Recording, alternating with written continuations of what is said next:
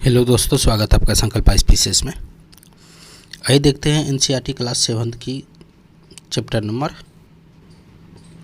7। Class 7 की history है, उसमें चैप्टर नंबर 7 देखते हैं। चैप्टर नंबर 7 में क्या है कि क्षेत्रीय संस्कृति का निर्माण। क्षेत्रीय संस्कृति का निर्माण कैसे हुआ। तो क्षेत्रीय संस्कृति का निर्माण के बारे में देखते थोड़ा सा, और थोड़ा सा अपना चैनल के बारे में देखते हैं कि आप लोग इस चैनल से जुड़ जाइए। बहुत सारा वीडियो अपलोड किए हैं, आने वाले एग्ज़ाम में बहुत काम आएगा। एनसीईआरटी क्लास 6 का कवर करवा दिए हैं। क्लास 7 का 7वां चैप्टर है, उसके बाद 8वां चैप्टर होगा, लास्ट चैप्टर होगा। हिस्ट्री का भी पहले कवर करवाएंगे। फर्स्ट हिस्ट्री करवाएंगे, उसके बाद पॉलिटी, ज्योग्राफी, ऐसे करके चलते रहेंगे। तो आइए शुरुआत करते हैं। क्षेत्रीय संस्कृतियों का निर्माण। लोगों का वर्णन करने का सबसे सामान्य तरीका है कि उनकी बोलचाल की भाषा से उन्हें परिभाषित करना। जैसे कि आप बिहार है तो भोजपुरी बोल रहा होगा, बंगाल से है तो बंगाली बोल रहा होगा, तमिल से तमिल बोल रहा था, तमिलनाडु से है तो लोगों का सामान्य तरीका है पहचानने का उसके बोलचाल की भाषा से। जब हम किसी व्यक्ति को तमिल कहते हैं या उड़िया कहते हैं तो आमतौर पर इसका अर्थ होता है कि वह तमिल तथा उड़ीसा की भाषा बोलते होंगे या तमिलनाडु या उड़ीसा से रहते होंगे। इसी तरह किसी व्यक्ति को बिहारी या बंगाली कहते हैं तो बिहारी इसका मतलब होता होगा यहाँ भोजपुरी बोला जाता होगा, बंगाली मतलब वहाँ से बंगाली बोला जाता होगा।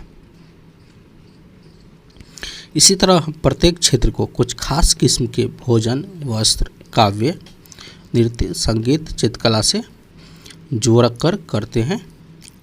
कभी कभी हम इन अस्मिताओं को मानकर चलते हैं कि और सोचते हैं कि ये युगांतरों से अस्तित्व में है, किंतु भिन्न भिन्न क्षेत्रों में भी बीच विभाजक सीमाओं के बनने के समय की भूमिका रही है, जिन्हें आज हम क्षेत्रीय संस्कृति समझते हैं।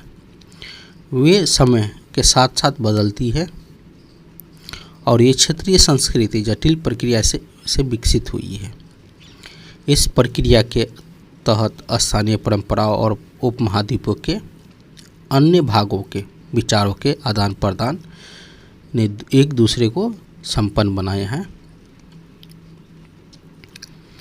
जैसे कि हम देखेंगे कुछ परंपराएं तो कुछ विशेष क्षेत्रों में की अपनी और जबकि कुछ अन्य विभिन्न क्षेत्रों में एक समान प्रतीत होती है, परंतु इसके अतिरिक्त कुछ अन्य परंपरा एक खास इलाके के पुराने रीति रिवाजों से तो निकली है, परंतु अन्य क्षेत्रों में जाकर ही उनका नया रूप ले लिया है।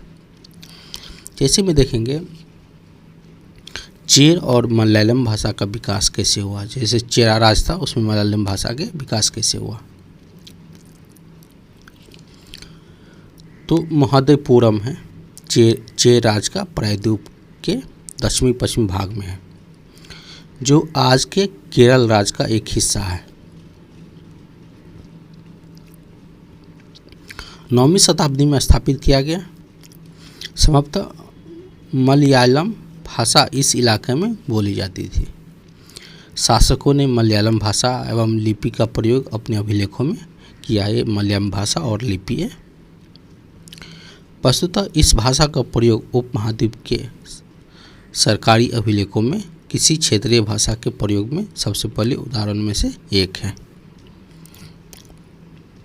तो क्वेश्चन कभी कभी आ सकता है कि क्षेत्रीय भाषा में सबसे पहले अभिलेखों में कौन सा भाषा का प्रयोग किया गया, तो मलयालम होगा। साथ साथ चेर लोग ने संस्कृत की परंपराओं से भी बहुत कुछ ग्रहण किया है। केरल का मंदिर रंगमंच, जिसकी परंपरा इस युग तक खोजी जा सकती है, संस्कृत के महाकाव्यों पर आधारित था। मलयालम भाषा की पहली साहित्यिक कृति जो लगभग 12वीं शताब्दी में की बताई जा रही है, प्रत्यक्ष रूप से संस्कृत की ऋणी है।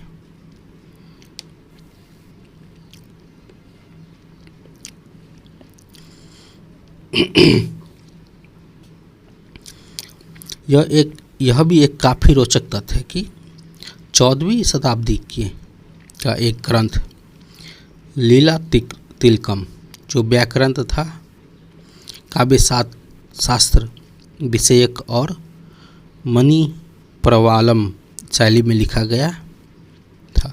मणि प्रवालम एक शाब्दिक अर्थ है जिसका होता है हीरा और मूंगा, जो यहाँ की दो भाषा संस्कृत और क्षेत्रीय भाषा के एक साथ साथ प्रयोग शासक की और धार्मिक परंपराएं देखते हैं। उसमें पहला देखते हैं जगन्नाथिक संप्रदाय के। जगन्नाथिक संप्रदाय ज़्यादातर उड़ीसा जो पुरी में एक संप्रदाय था। जगन्नाथ मतलब होता है दुनिया की मालिक, जो विष्णु की पर्यायवाची शब्द है। उसकी काष्ठ प्रतिमा स्थानीय जनजाति लोग द्वारा बनाई जाती थी, जिससे यह तात्पर्य निकलता है कि जगन्नाथ मूलतः एक स्थानीय देवता है। उन्हें आगे चलकर विष्णु के रूप में मान लिया गया। 12वीं शताब्दी में गंग वंश के एक अत्यंत प्रतापी राजा अनंत वर्मन ने पुरी में पुरुषोत्तम जगन्नाथ के लिए एक मंदिर बनवाने का निश्चय किया। उसके बाद 1230 ईस्वी में राजा अनंग भीम तृतीय ने अपनी राज पुरुषोत्तम जगन्नाथ को अर्पित कर दिया। स्वयं को जगन्नाथ का एक प्रतिनियुक्त घोषित कर किया। जो इस मंदिर पर तीर्थ स्थल यानी तीर्थ यात्रा के केंद्र के रूप में महत्व प्राप्त होता गया, सामाजिक तथा राजनीतिक मामलों में भी इसकी सत्ता बढ़ती गई। जिन्होंने भी उड़ीसा को जीता, जैसे मुगल, मराठा, अंग्रेजी ईस्ट इंडिया कंपनी, सबने इस मंदिर पर अपना नियंत्रण स्थापित करने का प्रयत्न किया। वे सब यह महसूस करते थे कि मंदिर पर नियंत्रण प्राप्त करने से स्थानीय जनता में उसका शासन स्वीकार हो जाएगा। राजपूत और शूरवीरों की परंपरा ये देखते हैं। ये सब थोड़ा आर्ट एंड कल्चर में बहुत इम्पोर्टेंट होने वाला है। 19वीं शताब्दी में ब्रिटिश लोग इस क्षेत्र को जहाँ आज के अधिकांश राजस्थान स्थित है, राजपूताना कहते थे। इससे यह समझा जा सकता है कि वह एक ऐसा प्रदेश था जहाँ केवल अथवा प्रमुख रूप से राजपूत ही रहते थे, लेकिन यह बात आंशिक रूप से ही सत्य है। ऐसे अनेक समूह थे जो उत्तरी मध्यवर्ती भारत के अनेक क्षेत्रों में अपने आपको राजपूत कहते थे। यह भी सत्य है कि राजस्थान में राजपूतों के अलावा अन्य लोग भी रहते थे, तथापि अक्सर यह माना जाता है कि राजपूतों ने राजस्थान को एक विशिष्ट संस्कृति प्रदान की है। ये सांस्कृतिक परंपराएं वहाँ के शासकों, आदर्शों और अभिलाषाओं के साथ साथ घनिष्ठता से जुड़ती गई। लगभग 8वीं शताब्दी में से आज के राजस्थान अधिकांश भाग पर विभिन्न परिवारों के राजपूत राजाओं का शासन रहा, जैसे पृथ्वीराज, जिसके बारे में अध्याय 2 में पढ़े हैं। एक ऐसा शासक था। ये शासक ऐसे शूरवीरों के आदर्शों अपने हृदय में सजोए रखते थे, जिन्होंने रण क्षेत्र में बहादुरी से लड़ते हुए अक्सर मृत्यु का वर्ण किया है, मगर पीठ नहीं दिखाई है। राजपूत शूरवीरों की कहानी काव्य एवं गीतों में सुरक्षित है। ये विशेष रूप से प्रशिक्षित चरण भाटों द्वारा गाई जाती है। ये काव्य गीत ऐसे शूरवीरों की स्मृति को सुरक्षित रखते हैं और उन्हें यह आशा की जाती है कि वे अन्य जनों को भी अपने शूरवीरों और अनुकरणों के कारण प्रेरित और प्रोत्साहित करेंगे। साधारण जन भी इस कहानियों को से आकर्षित होते थे। इन कहानियों में अक्सर नाटकीय स्थिति और स्वामी भक्ति, मित्रता, प्रेम, शौर्य, क्रोध आदि प्रबल संवेगों का चित्रण होता था। क्या स्त्री भी इन कहानियों के स्थान प्राप्त करता था? एक क्वेश्चन है। कहीं कहीं यह चित्रित किया गया है कि स्त्रियां अपने शूरवीर पतियों का जीवन मरण दोनों में अनुसरण करती थी और पति सती प्रथा यानी विधवाओं द्वारा अपने मृतक पतियों की चिता पर जिंदा जल जाने का प्रथा भी कुछ कहानियों में उल्लेख पाया जाता है। इस प्रकार जो लोग शूरवीरता के आदर्शों का पालन करते थे उन्हें अक्सर इस आदर्श के लिए अपने जीवन का बलिदान करना होता था। क्षेत्रीय सीमांतों पर से परे जो कथक नृत्य की कहानी के बारे में देखते हैं। यदि शूरवीरता की परंपरा भिन्न क्षेत्रों में विभिन्न रूपों में मिल सकती है तो नृत्य के विषय में यह सच है कि आइए नृत्य में एक रूप कथक के इतिहास को देखते हैं। नृत्य शैली उत्तर भारत के अनेक भागों में से जुड़ी है। कथक का शब्द होता है कथा शब्द से निकला है, जिसका प्रयोग संस्कृत तथा अन्य भाषाओं की कहानी के लिए किया जाता है। कथक मूल रूप से उत्तर भारत के मंदिरों में कथा यानी कहानी सुनने वाले की एक जाति थी। ये कथाकार अपने भाव अवभाव तथा संगीत से अपने कथा वचन को अलंकृत किया करते थे। 15वीं तथा 16वीं शताब्दी में भक्ति के आंदोलन के प्रसार के साथ साथ कथक एक विशिष्ट नृत्य शैली का रूप धारण करने लगा। राधा कृष्ण के पौराणिक आख्यान कहानियाँ लोक नृत्य के रूप में प्रस्तुत किए जाने लगे, जिन्हें रासलीला कहा जाता है।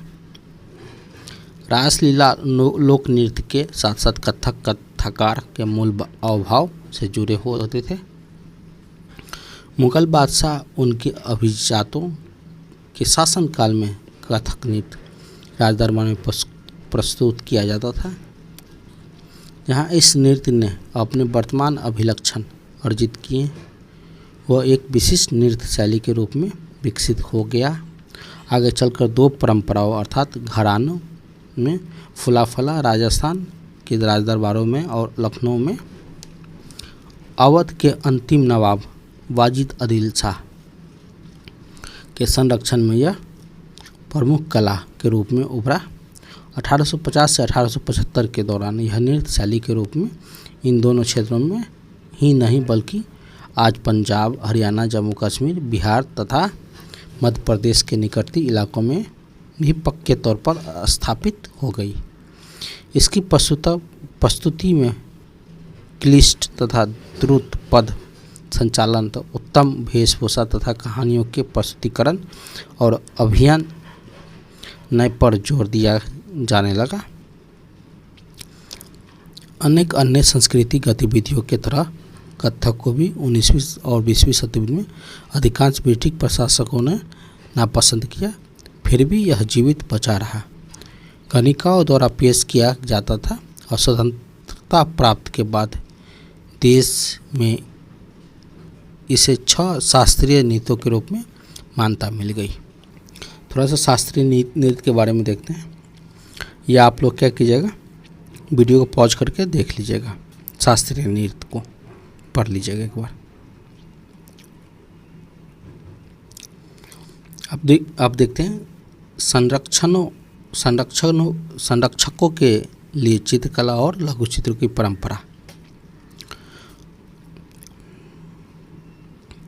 लघु चित्र छोटे आकार का चित्र होते थे, जिन्हें आमतौर पर जल रंगों से कपड़ों और कागज़ों पर चित्रित किया जाता था। प्राचीनतम लघु चित्र तालपत्रों तथा लकड़ी पर की तख्तियों के पर चित्रित किए गए थे। इनमें से सर्वाधिक सुंदर चित्र जो पश्चिम भारत में पाए गए जैन ग्रंथों को सचित्र बनाने के लिए प्रयोग किए गए थे। मुगल बादशाह अकबर, जहांगीर, शाहजहां ने अत्यंत कुशल चित्रकारों को संरक्षण प्रदान किया, जो प्राथमिक रूप से इतिहास और काव्य की पांडुलिपियों को चित्रित करते थे। ये पांडुलिपियाँ आमतौर पर चटक रंगों में चित्रित की जाती थी और उनमें दरबार के एक दृश्य, लड़ाई, शिकार के दृश्य और सामाजिक जीवन के अन्य पहलू चित्रित किए जाते थे। अक्सर उपहार के तौर पर भी इन चित्रों का आदान प्रदान किया जाता था और ये कुछ गिने चुने लोग बादशाह और उनके घनिष्ठ जनों द्वारा भी देखे जा सकते थे।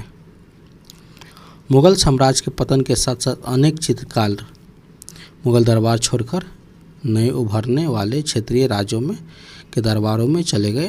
परिणाम स्वरूप मुगल की कलात्मक रुचियों ने दक्षिण भारत के क्षेत्रीय दरबारों और राजस्थान के राजपूती राज दरबारों को प्रभावित किया, लेकिन उसके साथ ही उन्हें अपनी विशिष्ट विशेषताओं को सुरक्षित रखा और उनका विकास भी किया। मुगल उदाहरणों का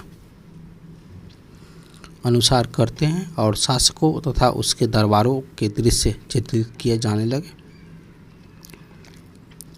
उनके साथ साथ मेवाड़, जोधपुर, बूंदी, कोटा, किशनगढ़ जैसे केंद्रों में पौराणिक कथाओं तथा काव्यों के विषयों का चित्रण बराबरी जारी रही।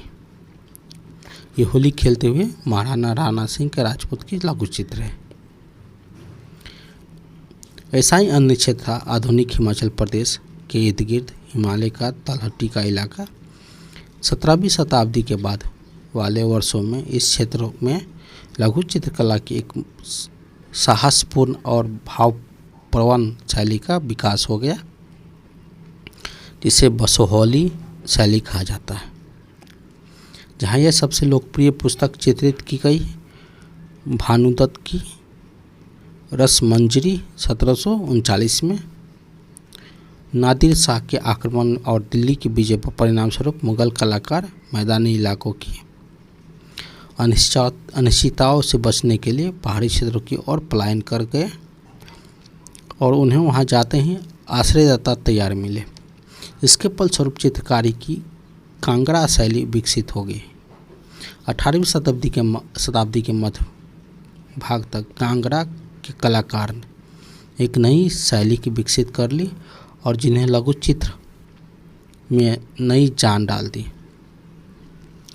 उनकी प्रेरणा और स्रोत वहाँ के वैष्णव परंपराओं थी। ठंडे नीले हरे रंग सहित कोमल रंग का प्रयोग और विषयों का काव्यात्मक निरूपण कांगड़ा शैली की विशेषता थी। स्मरण रहे कि साधारण स्त्री पुरुष भी बर्तनें, दीवारें, कपड़ों और फर्श आदि पर भी अपने कलाकृति के चित्रित करते थे। और बंगाल को एक बार देखते नज़दीकी से। एक क्षेत्रीय भाषा का विकास कैसे हुआ बंगाल में, जहाँ हमने प्रारंभ में देखा था कि अक्सर क्षेत्रों का नाम वहाँ के निवासियों द्वारा बोली जाने वाली भाषाओं के अनुसार निर्धारित करते हैं। इसलिए हम यह मान लेते हैं कि बंगाल के लोग हमेशा बंगाली ही बोलते थे, किंतु यह एक दिलचस्प बात है कि आज बंगाली संस्कृत से निकली हुई भाषा मानी जाती है। प्रारंभिक ईसा पूर्व प्रथम सहस्त्रवादी के मध्य भाग के संस्कृत ग्रंथों के अध्ययन से यह पता चलता है कि बंगला के लोग संस्कृत से उपजी हुई भाषाएं नहीं बोलते हैं, तो फिर नई भाषा का उद्भव हुआ कैसे? ये बंगाली है। ईसा पूर्व चौथी तीसरी शताब्दी में बंगाल और मगध जो बिहार के दक्षिण भाग है के बीच वाणिज्य के संबंध स्थापित होने लगे थे, जिसके कारण संभवतः संस्कृत का प्रभाव बढ़ता हो गया होगा। चौथी शताब्दी के दौरान गुप्त वंशीय शासक ने उत्तर बंगाल तथा पर अपना राजनीतिकरण स्थापित कर लिया और वहां ब्राह्मणों को बसाना शुरू कर दिया था। इस प्रकार गंगा के मध्य घाटी के भाषाई और तथा संस्कृति प्रभाव अधिक प्रबल हो गए और 7वीं शताब्दी में चीनी यात्री हुनसांग यहाँ पाया कि बंगाल में सर्वत्र संस्कृत के संबंधित भाषाओं का प्रयोग हो रहा था। 8वीं शताब्दी में पाल शासकों के अंतर्गत एक क्षेत्रीय राज का उद्भव हो गया और 14वीं से 16वीं शताब्दी के बीच बंगाल पर सुल्तानों का शासन रहा, जो दिल्ली में स्थित शासकों से स्वतंत्र थे। 1586 में जब अकबर ने इस प्रदेश जो बंगाल को जीत लिया तो उसे सूबा माने जाने लगा और उस समय प्रशासन की भाषा तो फारसी थी, लेकिन लेकिन बंगाली एक क्षेत्रीय भाषा के रूप में विकसित हो रही थी। वस्तुतः 15वीं शताब्दी तक आते आते उपभाषाओं और बोलियों का बंगाली समूह एक सामान्य साहित्यिक भाषा के द्वारा एकबद्ध हो गया। यह एक साहित्यिक भाषा उस क्षेत्र के पश्चिम भाग में बोलचाल की भाषा थी, जिसे अब पश्चिम बंगाल कहा जाता है। यद्यपि बंगाल का उद्भव संस्कृत से हुआ है, पर यह अपने क्रम विकास के अनेक अवस्थाओं से गुजरी है। इसके अलावा गैर संस्कृति शब्दों का एक विशाल शब्द भंडार है जो जनजातीय भाषा है, फारसी, यूरोपीय भाषाओं सहित अनेक स्रोतों से प्राप्त हुआ। आधुनिक बंगाली का एक हिस्सा बन गया। बंगाली के प्रारंभिक साहित्य को दो श्रेणियों में बांटा जा सकता है। एक श्रेणी संस्कृत किरीनी, दूसरी श्रेणी से स्वतंत्र, और पहली श्रेणी संस्कृत के महाकाव्य के अनुवाद मंगल काव्य, जो काव्य स्थानीय देवी देवताओं के संबंधित है। भक्ति साहित्य जैसे गौड़िया वैष्णव आंदोलन के नेता श्री चैतन्य देव की जीवनियाँ आदि शामिल हैं। दूसरी श्रेणी में नाथ साहित्य शामिल है, जैसे मानामती गोपीचंद्र के गीत, धर्म ठाकुर की पूजा से संबंधित कहानियाँ, परिकथाएं, लोक कथाएँ आदि गाथा गीत हैं। मानामती गोपीचंद्र और धर्म ठाकुर के बारे में आप लोग एक बार देख लीजिएगा। पहली श्रेणी के ग्रंथों का काल निर्णयकरण अपेक्षाकृत सरल है, क्योंकि ऐसी उनके पांडुलिपि पाई गई है जिनमें यह इंगित किया गया है कि उनकी रचना 15वीं शताब्दी के उत्तरार्ध और 18वीं शताब्दी के मध्य के बीच की गई है। दूसरी श्रेणी की कृतियाँ मौखिक रूप से कहीं सुनी जाती है, इसलिए इसका उनका कला निर्णय सही नहीं किया जा सकता है। ये खासतौर पर पूर्वी बंगाल के लोकप्रिय थे, जहाँ ब्राह्मणों का प्रभाव अपेक्षाकृत कम था। अब देखते हैं पीर और मंदिरों के बारे में। 16वीं शताब्दी के लोग बड़ी संख्या में पश्चिम बंगाल के कम उपजाऊ क्षेत्रों से छोड़कर पूर्वी बंगाल के जंगली तथा दलदली इलाकों में प्रवास करने शुरू कर दिया था। जो पूर्व की ओर बढ़ते गए, जंगल की साफ करने और भूमि की धान की खेती करने तथा सन्ने स्थानीय मछुआ और स्थानांतरित खेती करने वाले लोगों, जो अक्सर जनजाति थे, किसानों के नए समुदाय से मिल गए। उन्हीं दिनों बंगाल पर मुगल का नियंत्रण स्थापित हो गया, जिन्होंने पूर्वी डेल्टा प्रदेश को केंद्रीय भाग में स्थित ढाका नगर अपनी राजधानी स्थापित की। अधिकारी और कर्मचारी लोग भूमि प्राप्त करके अक्सर उस पर मस्जिदें मान लेते थे। उन इलाकों के धार्मिक रूपांतरण के केंद्रों के रूप में काम आते थे। प्रारंभ में बाहर से आकर यहाँ बसने वाले लोग इन अस्थिर परिस्थितियों में रहने के लिए कुछ व्यवस्था तथा आश्वासन चाहते थे। ये सुख सुविधाओं तथा आश्वासन उन्हें समुदाय के नेता से प्रदान की थी। ये नेता शिक्षक और निर्णायकों की भूमिका भी अदा करते थे। कभी कभी ऐसा समझा जाता था कि नेताओं के पास अलौकिक शक्तियाँ हैं। स्नेह आदर से लोग उन्हें पीर कहते थे।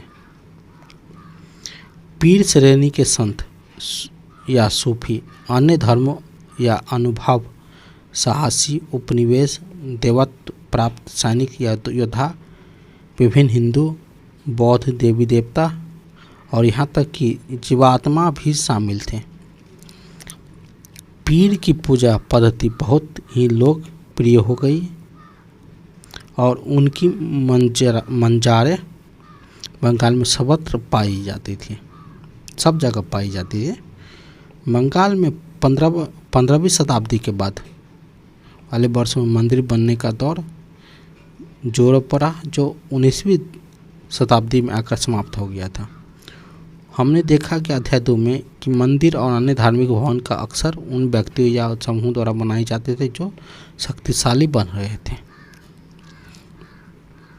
वे इनके माध्यम से अपनी शक्ति तथा भक्ति भाव प्रदर्शन करना चाहते थे। बंगाल में साधारण ईंटों मिट्टी गारों से उनके मंदिर निम्न सामाजिक समूह जैसे कालो, जिसको तेली कहते हैं, कंसारी, घाटा धातु के कारीगर आदि समर्थन से बने थे। यूरोपीय व्यापारिक कंपनी के आ जाने से नए आर्थिक अवसर पैदा हुए। इन सामाजिक समूह के संबंधित अनेक परिवारों ने इन अवसरों का लाभ उठाया और जैसे जैसे लोग सामाजिक तथा आर्थिक स्थिति सुधारती गई, उन्होंने इन स्मारकों के निर्माण के माध्यम से अपनी परिस्थिति या प्रकाष्ठा की घोषणा कर दी। जब स्थानीय देवी देवता जो पहले गांवों से छान छप्पर वाली झोपड़ियाँ में पूजे जाते थे को ब्राह्मण द्वारा मान्यता प्राप्त कर दी गई, तो उनकी प्रतिमा मंदिर में स्थापित की जाने लगी। इन मंदिरों की शक्ल आकृति बंगाल की छप्परदार झोपड़ी की तरह दो छतों या चौचाला 4 छतों वाली होती थी। इसके कारण मंदिरों का स्थापत्य कला में विशिष्ट बंगाली शैली का प्रादुर्भाव हुआ। अपेक्षाकृत अधिक जटिल चौचाला यानी 4 छतों वाली ढांचे में 4 त्रिकोणीय छत पर 4 दीवारों पर रखी जाती थी, जो ऊपर तिर्यक रेखा या एक बिंदु तक जाती थी। मंदिर आमतौर पर एक वर्गाकार चबूतरे पर बनाए जाते थे। उनके भीतरी भाग में कोई सजावट नहीं होती थी, लेकिन अनेक मंदिरों की बाहरी दीवारें चित्रकारीय सजावट टाइलें अथवा मिट्टी की पट्टियों से सजी होती थी। कुछ मंदिरों में, विशेष रूप से पश्चिम बंगाल के बांकुड़ा जिले में विष्णुपुर के मंदिरों में, एक ऐसी सजावट अत्यंत उत्कृष्ट कोटि से पहुंच चुकी थी। यहाँ के कुछ मछली भोजन के रूप में होता था। परंपरागत भोजन संबंधित आदतें आमतौर पर स्थानीय रूप से उपलब्ध खाद्य पदार्थों पर निर्भर करता है। बंगाल के नदीय मैदान जहाँ मछली और धान की उपज बहुत कम होती थी, इसलिए यहाँ पर स्वाभाविक है कि दोनों वस्तुएं गरीब बंगालियों के भोजन की सूची में भी प्रमुख स्थान प्राप्त हैं। मछली पकड़ना वहाँ का प्रमुख धंधा रहा और बंगाली साहित्य में मछली का स्थान पर उल्लेख मिलता है, जिससे ज़्यादा और क्या होगा कि मंदिरों और बुद्ध विहारों की दीवार पर जो मिट्टी की पट्टियाँ लगी है, उनमें भी मछली को साफ करते हुए टोकरियों में भरकर बाजार ले जाते हुए दर्शाए गए। ब्राह्मणों को समिष्ट भोजन करने की अनुमति नहीं थी, लेकिन स्थानीय आहार में मछली की लोकप्रियता को देखते हुए ब्राह्मण धर्म के विशेषज्ञों ने बंगाली ब्राह्मण के लिए इस निषेध की ढील दे दी गई। बृहद धर्म पुराण, जो बंगाल में रचित 13वीं शताब्दी की एक संस्कृत ग्रंथ है, उसमें स्थानीय ब्राह्मणों को कुछ खास किस्मों की मछली खाने की अनुमति दे दी गई थी। ये था जो दोस्तों चैप्टर नंबर 7। जल्द ही चैप्टर नंबर 8 लेकर आएंगे। इसके बाद ये NCERT क्लास 7 की हिस्ट्री कंप्लीट हो जाएगा। उसके बाद जल्दी क्लास 8 की लेकर आएंगे।